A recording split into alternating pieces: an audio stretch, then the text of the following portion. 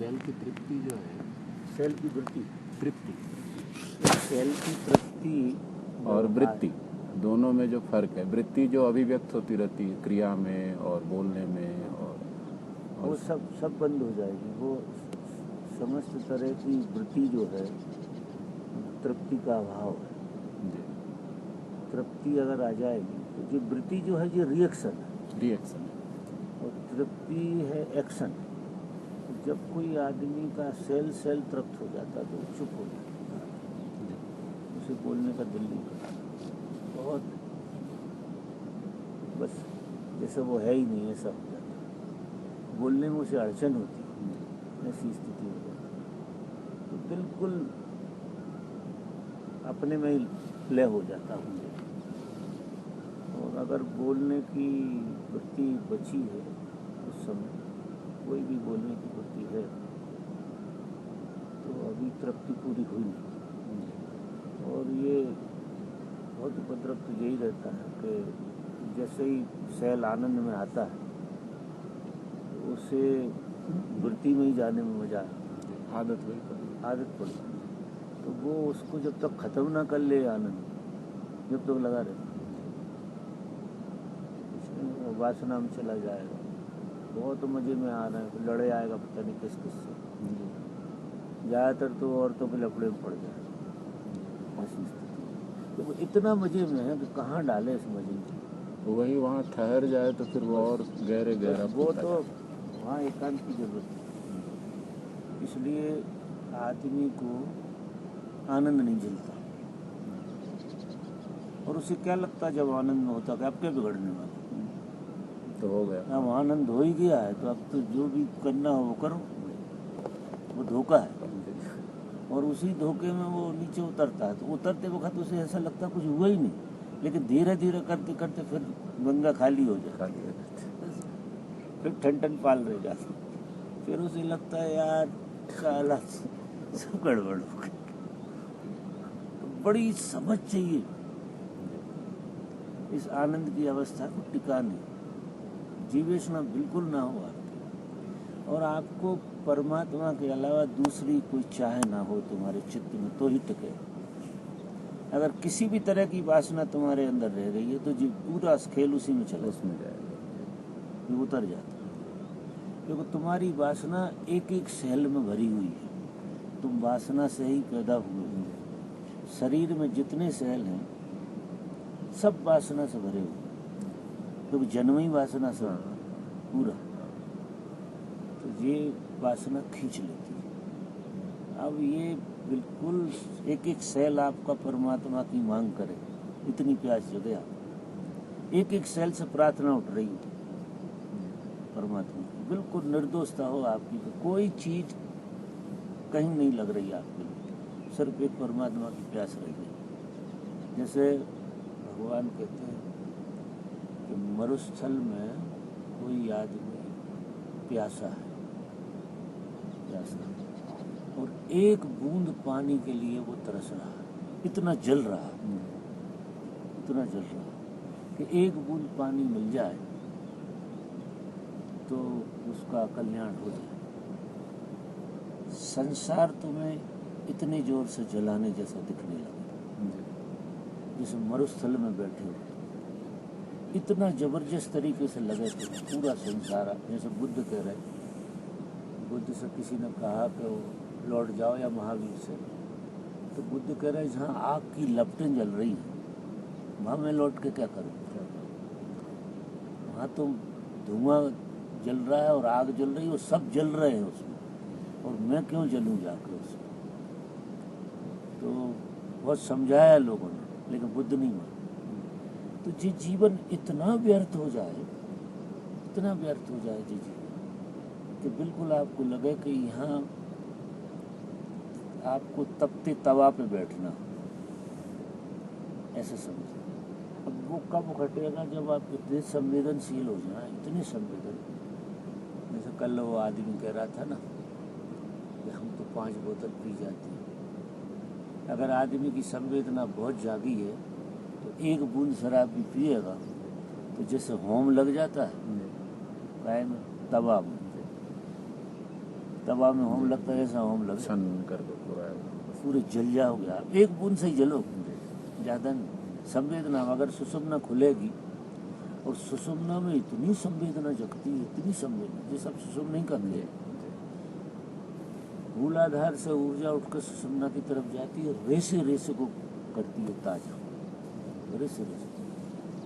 लेकिन वो आनंद झेलता नहीं है। आदमी को दुख में जीने की आदत होती है, वृत्ति होती है, तो वो उसी में आ जाता है। क्योंकि दुख कहीं ना कहीं आश्वस्त करता है, लगता जरूर है दुख से बाहर होना है। जैसे देखो पति पत्नी दोनों इकट्ठे रहते हैं, निश्चित ही पति पत्नी के बीच में कलह भी होती है, दुख भी होता है, लेकिन एक आश्वस्ता भी रहती है। ऐसा लगता कोई है यार अपने साथ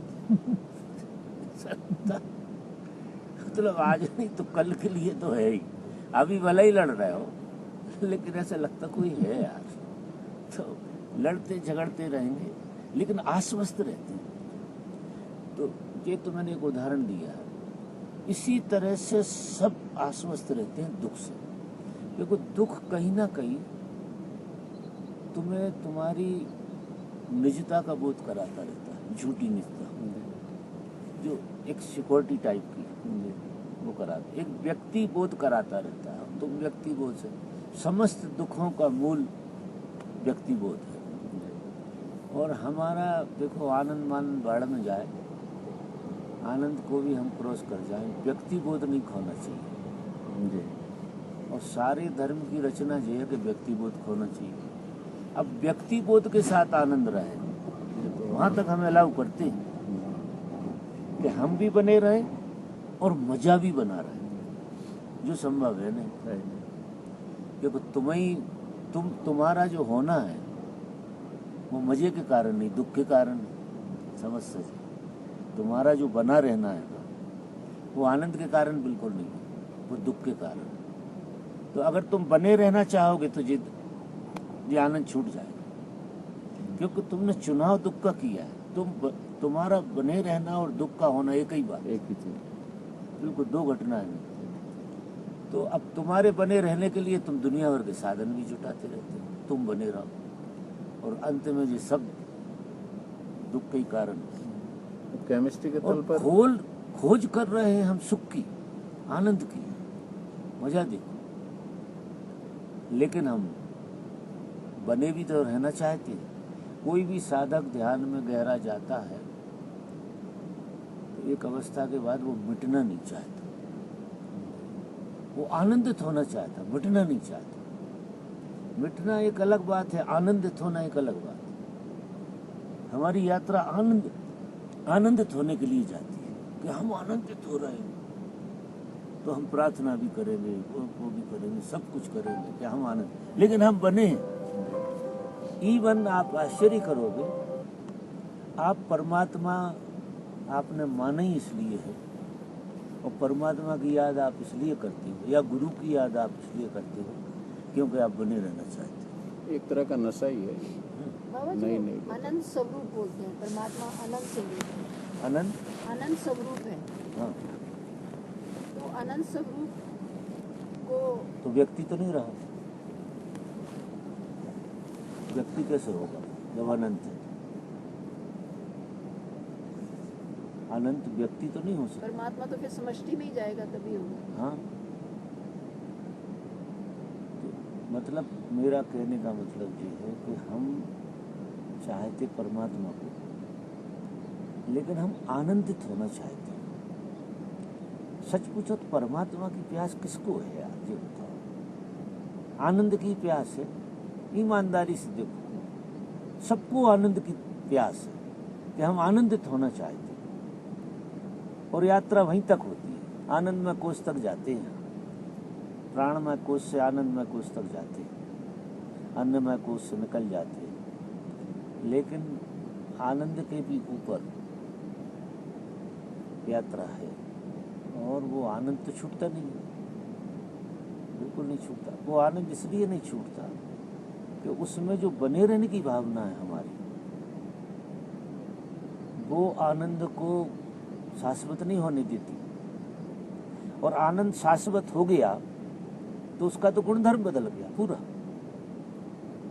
और आनंदित होने वाला व्यक्ति नहीं है तो आनंद कहाँ रहेगा? और ये सबसे बड़ी बाधा है धर्म के जगत में। सबसे बड़ी बाधा जो है यही आती है, यही अस्मिता बची रहती है। अस्मिता।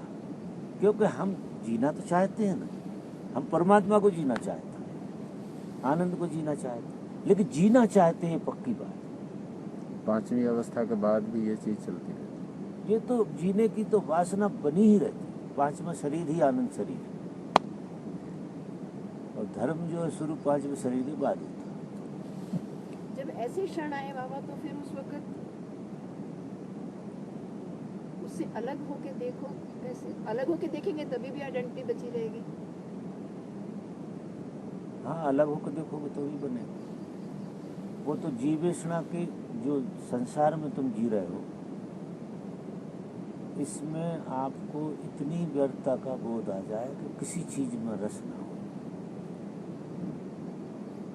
संसार में, तो जाके वहाँ पार लगेगी नहीं।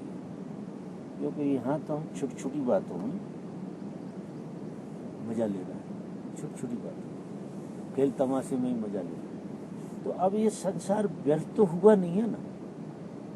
जब व्यर्थ नहीं हुआ तो तुम वहाँ कैसे क्रॉस कर जाओ? जब वो अवस्था आएगी तो उस अवस्था को तुम इसमें ही डालोगे ना, कि हमारा सारा संसार सुखी हो जाए, हमसे संबंधित सब कुछ आनंदमय हो जाए, हमारा शरीर का रेशा रेशा आनंदित हो और सब सुखमय हो जाए।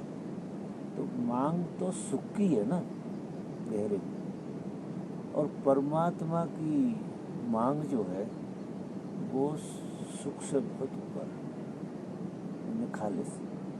तो साधना में आदमी अब जो आनंद मानंद की जो अवस्था है, ये समाधि की नहीं, ये कुंडलिनी जागरण की अवस्था है। साधक को एक जन्म में तो कुंडलिनी जगती है के लिए। कुंडलिनी जब जागती है तो वो सहस्त्रार में पहुंचती है तो बड़ी आनंद की। लेडीज की तो कुंडलिनी का कोई कंसेप्ट, लेडीज की कुंडलिनी जाती तो है लेकिन हृदय तक जाती है, उसकी सहस्त्रार में नहीं जाती। उसकी कुंडली उठती तो है लेकिन उसकी हृदय में जाकर खत्म हो जाती है। वो जो आज्ञा चक्र मस्तिष्क की बात करते हैं वो नहीं, तो वो हृदय में लय हो जाती है। तो कुंडली की जो अवस्था है वो आनंद की अवस्था है जब जाग जाती है। फिर जो है साधक उस अवस्था में अपने को जीता है, समझता है। बहुत कम साधक कुंडली के बाद आगे जा पाते हैं, नहीं वहीं फंसे रहते हैं, क्योंकि वो इतना मजा आता है जिसका कोई हिसाब नहीं कुंडली के जागरण। फिर एक जन्म। जब बाबा बहुत प्रेम में की अवस्था होती है आपकी, तो फिर उसमें ये है कि आप एकांत में रहो। उस सारे प्रेम को आप सारे प्रेम को पकाओ, और वो प्रेम भी उबा दे। तो क्या होता है कि प्रेम, हम जब प्रेम में होते हैं तो हम लोगों के बीच में आ जाते हैं। तो दुख से तो हम उबे हुए हैं लेकिन कभी सुख से नहीं उबे। सुख हो मिट ना रहा हो सुख, और आप सुख को कहीं, सुख का क्या रहता है कि जैसे ही फैलाते हो दूसरों में फैलाते हो तो उससे ऊप पैदा नहीं होती, उससे बिल्कुल ऊप पैदा नहीं होती। क्योंकि हम फुलझड़ी चला लेते हैं हाथ में चारों तरफ, और उसे हम कोई और नाम दे देते हैं कि हम तो प्रेम में हैं, परमात्मा प्रेम स्वरूप है, सब में होना चाहिए, ऐसा वैसा करके समझा लेते। उस प्रेम को आप एकांत में जियो, परमात्मा के प्रेम को एकांत में जियो, जो आप में प्रेम घटा। जब तुम इसे एकांत में जियोगे तो उससे भी उबोगे। आपको लगेगा ये भी, क्योंकि कितना ही प्रेम पूर्ण हो रहा हूँ लेकिन मैं तो हूँ ही, मेरा होना तो है ही ना। जब तक आपको आपका होना ही उपद्रव ना लगने लगे, आपका होना ऐसा लगे कि मेरा जो होना है वो सीमा तो बांधे ही हुए, ये प्रेम भी अगर घट रहा है तो ये भी है तो सीमा ही में। अब वहां तक अपन नहीं पहुंचते, अपन फैला फैलू के उसे निपटा लेते। अगर एकांत पे रहोगे तो ये बैठता है कि बिल्कुल प्रेम में हूं मैं, बिल्कुल प्रेमपूर्ण हूं, लेकिन हूं तो सही, गया का हूं, मिटा का हूं। ये यहाँ तक जाती है अस्मिता, अहंकार मिट जाता है। अहंकार का आनंद से कोई संबंध नहीं होता, वो दुख से संबंध होता है, लेकिन अस्मिता का आनंद से संबंध होता है। अस्मिता मतलब आपका होना, आपका होना, आपका होना ही, और जो आपका होना वो आपकी अस्मिता है। और वो आनंद में अगर ज्यादा देर तक तुम रहोगे एकांत में, उसे इधर उधर नहीं करो तो आनंद से ऊब पैदा होगा। क्योंकि आनंद भी तुम्हारा गंतव्य तो नहीं, गंतव्य तो तुम्हारा पूर्ण रूप से मिट जाना है। तो आनंद में जो आदमी लंबा रुकेगा वो मिट जाएगा, क्योंकि जब आनंद ही उबाने लगे तो वासना काहे की पकड़े। जो घटना घटनी है वो उसके पार घटनी है। उसके बाद जब आनंद ही उबाने लगेगा तो आपकी मांग क्या रहेगी? अभी तो आपकी मांग आनंद की है। और आनंद में भी जब हम होते हैं तो ऐसे लगता है कि वो जैसे सबको गले ही लगा ले, वो नहीं, बट गया सारा। वो तरीका वही है कि वो अस्मिता अहंकार में कन्वर्ट होती है।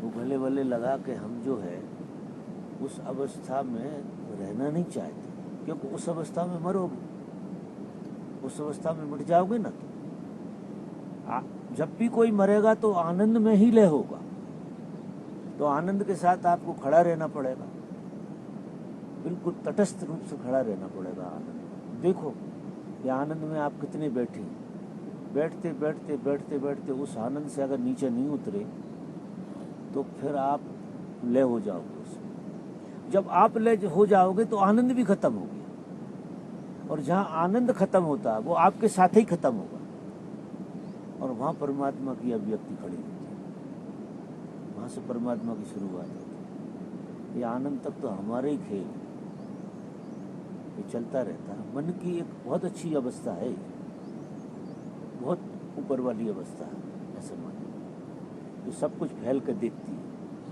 और ये किसी सदगुरु के प्रेम में तुरंत घटेगा, आएगा निश्चित, और इसको आप जियोगे, मिटेगा, ये खोएगा, मिटेगा। पूरा शरीर जैसे रोआ रोआ आपका प्रेम में हो गया। बिल्कुल प्रेम में हो जाता, रोया रोया।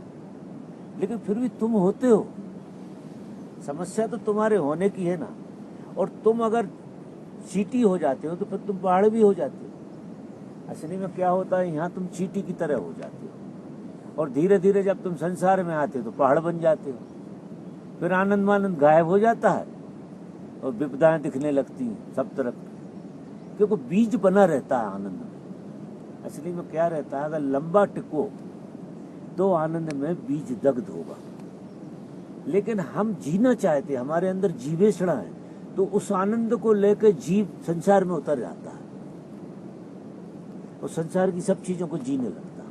इवन जो सदगुरु का या जिससे भी आपको घटा उसकी भी अगर आपकी चाह है कि वो हमारे नजदीक रहे तो वो भी तो भी वो देखो, जिसकी भी पकड़ हो तुम्हें, वो तुम बचना चाहते हो उसकी आड़ में। तुम्हें परमात्मा का भी अगर ख्याल है, वहां तुमने परमात्मा का वो कोई माना है, तो वो तुम्हारी मान्यता के कारण कि तुमने तुम्हें भी मान कर रखा, क्योंकि परमात्मा की मान्यता, परमात्मा होगा तो जब तुम होगे, होगा कि नहीं? अगर तुम ही नहीं हो तो परमात्मा कहां से होगा? होगा क्या तुम्हारे लिए? तो जितनी मान्यता है, सदगुरु की भी मान्यता, तुम सदगुरु के प्रेम में रह रहे, ये भी तुम्हें बचने का तरीका है। तुम कहते हो कि प्रेम में हो, तुम उसके प्रेम में नहीं, तुम तुम्हारे ही प्रेम में, तुम बचना चाहते हो। ये बहाना लेते हैं कि हम सदगुरु के प्रेम में, लेकिन सच पूछो तो हम हमारे ही बीच के प्रेम में, हमारी अस्मिता के प्रेम में हम बचना चाहते हैं। हम हैं तभी हम तो उनका भी एहसास कर पाते हैं। सब उनका एहसास तो जब ही हो रहा है जब तुम हो, और जब तुम इस प्रेम में बहुत लंबे चले जाओगे, गहरे चले जाओगे, बिल्कुल डूबोगे, तो राजी हो जाओगे कि इसके अलावा कुछ है ही नहीं, अब हम यहीं रहेंगे, नीचे नहीं उतरोगे आप। वो जब आपकी जीवेषणा और अहंकार खत्म हो जाएगा तो हो पाएगा, तो वो बीज दग्ध हो जाएगा आनंद में। और बीज दग्ध आनंद में जब होता है तो फिर सच्चिदानंद की अवस्था आती है, निर्बीज समाधि। वो निर्बीज। और इसे अपन सभी समाधि भी कह सकते हैं। जी, ये आनंद जो है, जो आनंद है, आनंद तक सभी समाधि जाती, बीज बना रहता है, लेकिन सभी समाधि वाला आदमी जमीन पर खूब आ जाता है, वो बिल्कुल मूलाधार तक उतर सकता है और फिर ऊपर उठता रहेगा, जो धक्के खाता रहेगा, ये सभी समाधि कहेंगे। और जब वो आनंद को भी क्रॉस कर जाए, माने आनंद में दग्ध हो जाए, वो फिर वो काज्मिक है, वो है निर्बीज, वो ब्रह्म काया है, वो ये तो आनंद काया है तुम्हारी। अभी कायाएं भी अलग अलग, ये आनंद काया है, और फिर आएगी ब्रह्म काया इसके ऊपर। ब्रह्म काया का वो ऐसे ही हो जाएगी ब्रह्म काया, जैसे तुम सपने में जाते हो, नींद में जाते हो, जागरण में आते तो ब्रह्म काया भी तो बाबा महत प्रकृति बची रहेगी हो, उसमें भी, लेकिन वो बहुत कम, वो भी सारे रहस्य उसमें आते रहेंगे, दुनिया की रचना, ये दुनिया भर के खेल होंगे, वो ब्रह्म काया। ब्रह्म काया में जो जगत का मिटना बनना, वो सब रहस्यों में जीता है। जब ब्रह्म काया में सारे रहस्य उतर जाते हैं, तो उसके बाद पार ब्रह्म, वो फिर आपके उसमें नहीं आता, वो काज्मिक होता है, वो अपने आप होता है। आनंद तक की स्थिति में हम जमीन पे आते, ब्रह्म काया से कोई जमीन में नहीं आ सकता। तो बहुत लोग ब्रह्म काया में शरीर छोड़ देते हैं, और वे बहुत सहयोगी होते हैं, जिन्हें हम महापुरुष कहते हैं, देव पुरुष कहते हैं। वे ब्रह्म काया में शरीर छोड़ते हैं, छठी अवस्था में। छठी अवस्था में। और वो लोग इतना सहयोग करते हैं लोगों को, अपने आप उनसे सहयोग होता है, और वो उनकी यात्रा का ढंग है। वो सहयोग करते करते करते करते फिर अस्तित्व में लय होते हैं, अनस्तित्व में जाते हैं। तो रहते तो आनंद काया में भी लोग, ये सभी समाधि में जाए हुए लोग भी ये पांचवें शरीर में जाते हैं, इसलिए ये लोग भी बहुत सहयोग करते हैं। शरीर छूट जाए तो, अगर उस अवस्था में शरीर छोड़ जाए तो ये भी देवता जैसे हो जाते हैं काफ़ी, लेकिन इनका एक जन्म होता है, एक बार उतरते हैं। वो जो आप बता रहे थे कि दूसरा जन्म होता है कुंडलिनी जागरण के बाद साधक का, आप जो बता रहे थे कि एक जन्म में कुंडली जागती है पूरी, तो दूसरे जन्म में क्या यात्रा रहती है? दूसरे जन्म में उसकी यात्रा सही शुरू होती है। एक जन्म में कुंडली जागती है और दूसरे जन्म में फिर वो तो कंटिन्यू, जिसकी एक बार कुंडली जाग गई वो नहीं सो सकती। कुंडली जागना भी एक तरह का पांचवें शरीर में जाना है, लेकिन बीज रहता। ये सभी समाधि और कुंडली जागना ऐसे एक ही मान, कि बीज के रहते रहते बहुत सब कुछ जान लेता है, फिर भी बीज की पीड़ा भोगता, बीज बना रहता। तो रेयर तो कभी कभार किसी को ऐसा घटता है कि इसी जन्म में दोबारा से उठ जाए, वो रेयर होता है। बाकी तो एक जन्म ही लगता है, और जन्म की ऐसी कोई परवाह नहीं है। यात्रा चालू है तो जन्म मनन का कोई बड़ा भारी उपद्रव नहीं है। लेकिन ये तो सब बातें देखो आगे की। तुम स्वस्थ रह सकते हो जिस मूवमेंट में बैठे हो, उसमें समग्रता से जियो। बीज जब टूटे नहीं, कोई और उपाय नहीं। जितनी जीवेषणा है वो जब ही टूटेगी जिस मूवमेंट में तुम हो, उसमें बिल्कुल शिकायत ना हो, और उसमें तुम ऐसे रहो जैसे परमात्मा की स्वीकृति है ये मूवमेंट। आपका चित्त मत लगाओ। जितने ज़्यादा कोई व्यक्ति वर्तमान में जिएगा उतने संस्कार उसके टूटेंगे। इसलिए ये जो बीइंग वाला सूत्र है, ये तो लंबी लंबी बातें हैं, इनसे तो उलझाव पैदा होता है। एक तरह का स्वप्न है, ऐसा मान, मैं भी कहता हूँ तो एक आगे का स्वप्न है, ऐसा मान लो, क्योंकि यहाँ परिणाम उसके नहीं आने वाले। क्योंकि जिस जगह तुम बैठे हो वहाँ जो बंधन है वो टूटना चाहिए, और वो बंधन टूटने का महासूत्र है कि आप अपने से इतने राजी होकर जिए, इतने राजी होकर जिए। दुख में सुख में जो भी घटना घट रही है आपके जीवन में, दुख को परमात्मा का वरदान मानो, सुख को भी परमात्मा का वरदान। कि परमात्मा ने दुख भी तुम्हारे हित में डाला है, सुख भी तुम्हारे, तो इस मूवमेंट में तो तुम्हारा न्याय होगा। और मजा देखो कि प्रत्येक व्यक्ति का जिस मूवमेंट में खड़ा होता है बिल्कुल बिल्कुल जैसा होना चाहिए वैसा हो रहा है। ये सब कल्पनाएं वासनाओं की तरफ से बातें इधर उधर की होती हैं, भी आगे की और पीछे की। मूल तत्व जो है जहाँ तुम खड़े हो और उसमें तुम्हें समग्रता से जीना, समग्रता से जीना, इतना राजी होकर कि इस मोमेंट को इतना जी लो कि अगर अभी प्राण निकल जाए अभी तो तुम्हें जीने ना बचे। जहां तक तुम पहुंच गए उसको ऐसे जी लो कि अगर इसके बाद जीवन रहे न रहे तो उसकी परवाह नहीं। ये तो हम इस मोमेंट में नहीं जीते, इसलिए हम आगे जीने की भावना रखते हैं और वही हमें पोस्टपोन करता रहता है। वही दुख का मूल कारण है, उससे निर्जरा नहीं होती। और जो आदमी राजी होकर जीता है इस मोमेंट में, उसका भविष्य खत्म हो जाता है। क्योंकि जो हाथ में उसे तो तृप्त करो, और ये मोमेंट हाथ में तो इसे तो मत अतृप्ति में मत जाने दो, नहीं ये लौटेगा बार बार तृप्ति के लिए। ये एक आदत को भी तोड़ने के लिए अच्छा सूत्र। हाँ, नहीं आलस क्या सब कुछ टूट जाए। आलस नहीं, आदत को जो हम बार बार इधर हाँ। पेंडुलम की तरह वो तो ये तो पूरी आदत तोड़ देगा। अगर आप इस मोमेंट में जियोगे तो आदत आपका पीछे नहीं करेगा। क्योंकि इस मोमेंट में विकार नहीं घुस सकता किसी भी तरह का। विकार आदमी में घुसते हैं, जो विजाती चीजें हैं वो या तो भविष्य में जाती हैं या तो चित्त भविष्य में है अतीत में, तो आप में विकार का प्रवेश होता है। इस मोमेंट में उसकी क्या ताकत है कि विकार आ जाए। तुम जब किसी महापुरुष को सुनते हो, उसके प्रेम में होते हो, तो उसकी बातें सुनते सुनते तुम इस मोमेंट में आ जाते हो। उसमें क्या होता, तुम में विकार घुस ही नहीं पा रहा, एक भी विकार तुम में नहीं घुस पा रहा, उसका मजा आता है। और जैसे ही तुम उससे हटके इधर उधर चले जाते हो तो ये मूवमेंट छूट जाता है और विकार घुसना शुरू हो जाता है। तो ये तो इतना बड़ा चौकीदार है ये मूवमेंट कि ये किसी भी जाती चीज को आपको भटकने नहीं देगा, घुसने नहीं। वो सबके लिए द्वार बंद कर देता है, खुद खड़ा हो जाता है। जैसे कहते हैं कि किसी मकान में मालिक है तो चोर नहीं घुसता। अब ये मालिक होना हो तो ये जितनी वासनाएं हैं, जितनी आदतें हैं, जितना सब खेले, ये चोर है। आपको चारों तरफ से आप पर डांका पड़ रहा है। सब चोर आप में घुसना चाहते हैं और आप में घुसकर मजा लेना चाहते हैं।